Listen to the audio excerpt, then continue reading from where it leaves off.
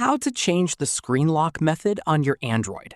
Whether you want to use a pattern, PIN, or password, let me show you how to set it up in just a few simple steps. Let's get started.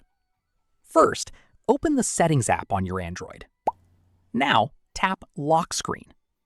Next, tap Screen Lock Type. If you already have a screen lock set up, you'll need to enter your current PIN, pattern, or password to continue. Once you're on the screen lock type page, you'll see several options, including swipe, pattern, PIN, and password. Tap the one you'd like to use. If you choose PIN or password, enter your new security code and confirm it when prompted.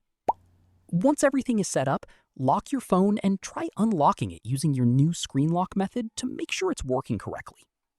That's it. You've successfully changed the screen lock method on your Android.